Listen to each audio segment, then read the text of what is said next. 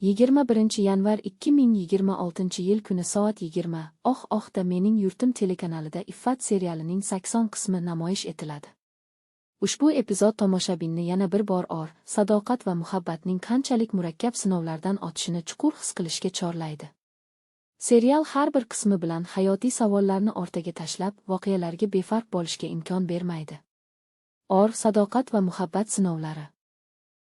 Nomi ostidagi bu qismda Kamron va Shirinning taqdiri kutilmagan zarbalar bilan yuzlashadi. Ular bosib o'tayotgan yo'l mashaqqatli, qarorlar esa og'riqli. Eng qiziq jihati shundaki, mualliflar qahramonlarni ideal qilib ko'rsatmaydi. Ularning ikkilanishlari va ichki kurashi serialga alohida samimiylik bag'ishlaydi. Menga bu epizodda muhabbat mavzusining yetuk va chuqur talqin qilinayotgani yoqdi. Kamron obrazi yanada murakkablashib, Shirin esa sabr va matonat timsoliga aylanadi.